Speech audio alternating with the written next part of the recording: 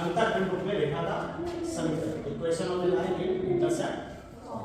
अगर ऐसा सवाल रहे अंतःखंड रूप में रेखा, इसका मतलब एक ऐसा रेखा जो x को भी काटती है और y इस तरह से, बहुत इंपॉर्टेंट है।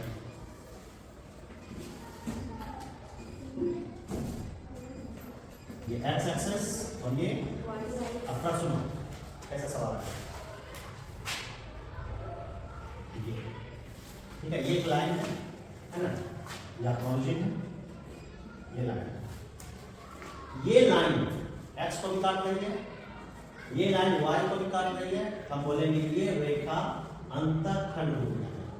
ओके चलो ठीक है, x x को a बिंदु पर काटती है, ठीक है। तो मान लेते हैं ये हो गया, आपको पता है ना x अक्ष पर किसी बिंदु का नियामक में y अक्ष 0 रहता है, और यहाँ ये हो जाएगा 0 और ये मान लो क्या है। अच्छा ये है a, 0 a का नियामक, इसका मतलब यहाँ से यहाँ दूरी कितना और यहाँ से यहाँ कितना, यहाँ तक ठीक है। अब यहाँ पर शुरू क्या लिखना है, आपको पता है कि इस लाइन का इक्वेशन कैसे निकालना है। Equation of the line is, आपको हम पहले पढ़ाए थे दो बिंदु से गुजरने वाली रेखा का समीकरण। यहाँ भी दो बिंदु है, ये और ये, तो याद करो कैसे याद कर पाएंगे। y माइनस y1 कौन है 0 अपॉन x माइनस x1 कौन है a, मैंने कर दिए, ठीक है।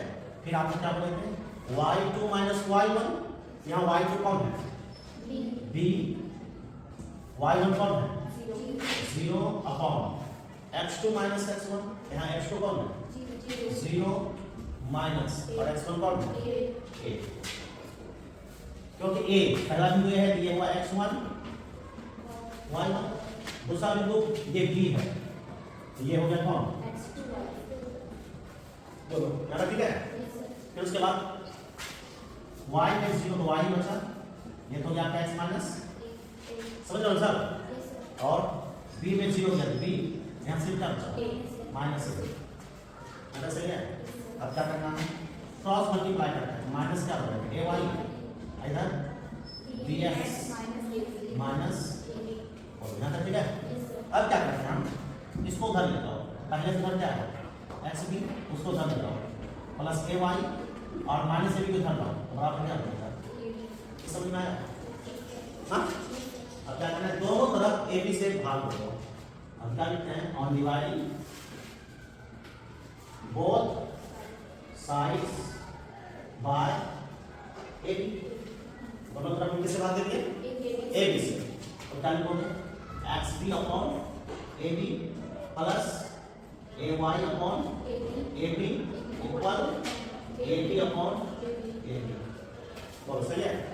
देखो b b cancel, a cancel, और ये दोनों कैंसिल ओवर बचा, ये क्या होगा x upon a plus y upon equal क्या, दिस इज अ इक्वेशन कौन फॉर्म इंटरसेप्ट फॉर्म। देखो इंटरसेप्ट फॉर्म को पहचानने का क्या तरीका है, बराबर में हमेशा क्या होना चाहिए, x के नीचे कुछ होना चाहिए, y के नीचे कुछ होना चाहिए और प्लस होना चाहिए।